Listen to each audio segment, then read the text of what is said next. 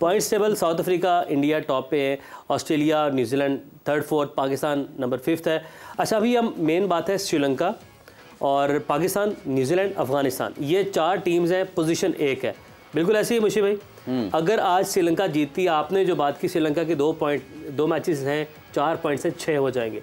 अगले 2 मैचेस श्रीलंका के किसके साथ हैं? टेक्निकल चीज़ ये है। हाँ एग्जैक्टली, एक बांग्लादेश के साथ है, हाँ, और एक न्यूजीलैंड के साथ है, जो कि श्रीलंका को जीतना जरूरी है। अच्छा जी। पाकिस्तान के क्वालिफाई करने के लिए श्रीलंका ने बांग्लादेश से और न्यूजीलैंड से खेलना है, और फिर अगर वो जीत जाती है तो फिर श्रीलंका भी लाइन में आ जाएगी।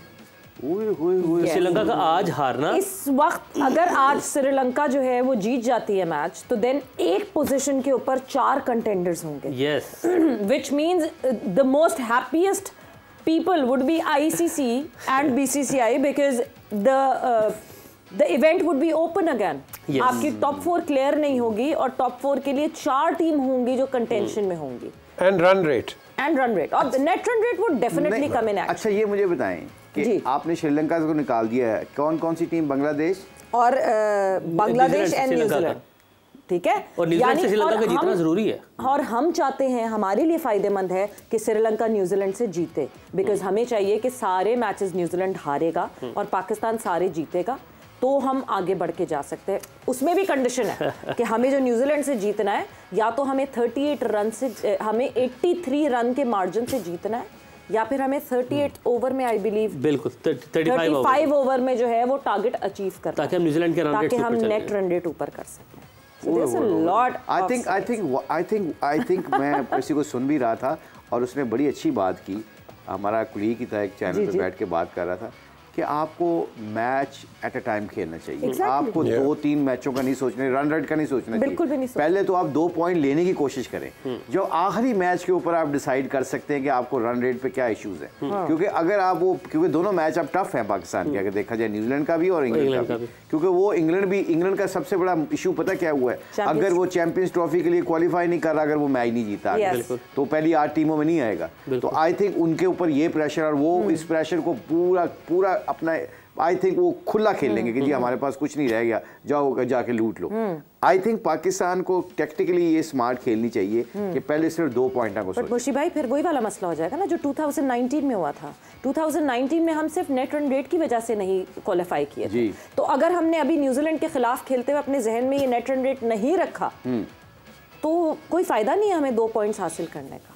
फिर I think it's a very tactically, you know, like it's a mathematically, I think Pakistan should go for it. Yeah, of course they should. But there's nothing to lose anymore.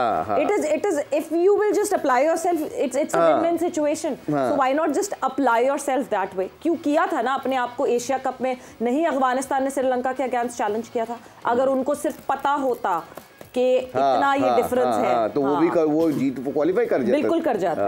तो I think सही कह रहे हैं आप। अपने सारे chances को मुझे लगता है कि एक टीम को फैंसी करना चाहिए। हम सब मिलके भी यहाँ पे फैंसी कर रहे हैं। Yes, just enjoy this moment. आ गए सेमीफाइनल में तो वेरी गुड, नहीं आए सेमीफाइनल में तो at least we tried. Absolutely.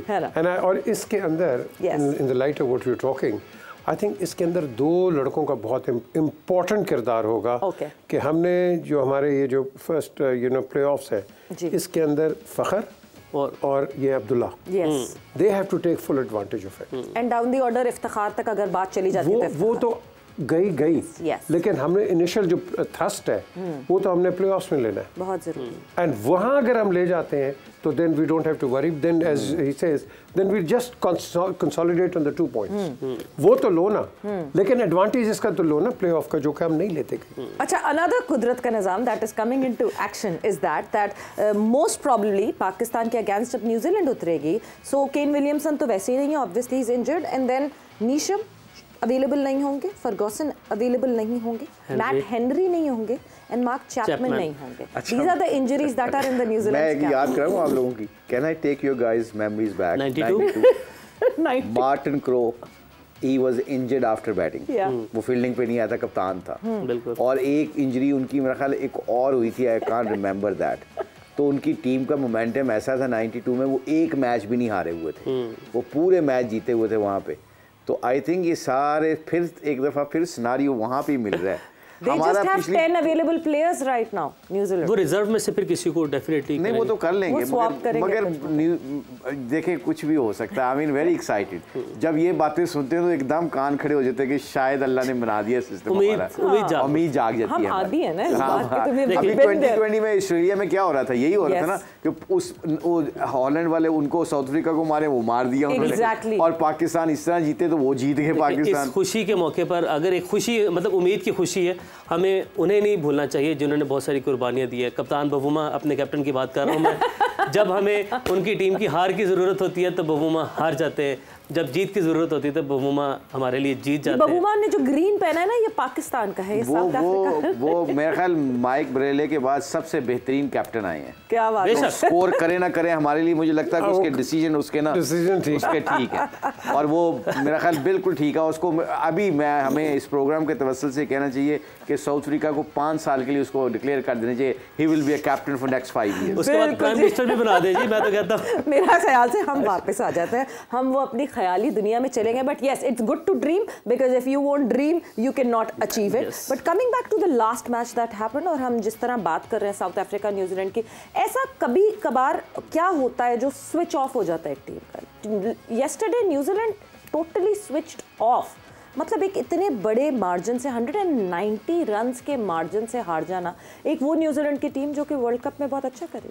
I think आपने very good question actually, very देखा जाए तो वो ये नहीं कि बैटिंग में उन्होंने क्लैप्स किया, उन्होंने कल फील्डिंग बड़ी गंदी की है। उन्होंने डी कॉक का कैच छोड़ा अर्ली ऑन, या वो मेरा 10 स्कोर भी नहीं था उसका, और 3-4 कैच उन्होंने सबके छोड़े, जो जिस बंदे ने स्कोर किया ना उनके सबके कैचेस छूटे हैं। एंड आई थिंक ये पर्सनली जब ऐसा कई दफ़ा ऐसा पता कब होता है, जितनी बड़ी टीम, हालांकि मैं न्यूजीलैंड को बहुत रेट करता हूँ प्रोफेशनल पॉइंट ऑफ व्यू से, उनकी प्रोफेशनलिज्म इतनी तगड़ी होती है कि वो अपने प्रोसेस पे इतने तगड़े रहते हैं, 13 पॉइंट पे था डी कॉक उस वक्त जिस वक्त जब कैच छोड़ा। आप देखें ना, अब वो 100 कर गया, और उसके बाद इनका मिडल ऑर्डर तो बड़ा जल्दी एक्सपोज हो जाता है, कैचेस बड़े छूटे हैं, और उसके बाद ये हम दिखा रहे हैं जी, ये फील्डिंग की हम, ये डी कॉक का कैच, हाँ ये देखें मुश्किल था, बट ये करते हैं, ये कैच छोड़ते हैं, मतलब ये कैच ऐसे करते हैं न्यूजीलैंड। अब ये देखें थ्रो भी नहीं लगी, अब ये देखें थ्रो भी नहीं लगी विकेटों के ऊपर। अब ये देखें कि ये भी कैच, न्यूजीलैंड जैसी टीम ऐसे कैच छोड़ भी नहीं सकती, कैच कभी नहीं छोड़ती ऐसे कैच। ये डिकॉक का अब एक मिड ऑफ के ऊपर भी एक उसने बोल्ट ने छोड़ा था मेरा ख्याल है, ये तो कॉटन बॉल है, ये डिफिकल्ट कैच होते हैं, मगर you know good team does that, look at that. I mean ये भी आप देख लें कि ये, और आई थिंक ये पता क्या है, ये थोड़ा सा I don't want to be negative, ये कई दफ़ा ना ऐसी टीमें जब क्वालिफाई कर रही होती है ना सेमीफाइनल्स के लिए, ये उनके लिए बड़ी आला वेकअप का कॉल होती है अपना आखिरी 3-4 मैच खेलने से पहले। तो ये न्यूजीलैंड ना इस पे बहुत ज़्यादा फोकस करेगी। अब आप देखिएगा, अब उनको पता चल गया कि हमारी फील्डिंग स्टैंडर्ड भी अच्छा नहीं था, हमारी बॉलिंग भी इतनी तगड़ी नहीं थी, तो I think they will come and play very hard cricket, whoever comes front of them now, even Pakistan जो भी आएगा, तो I think they will play very very very very hard cricket now.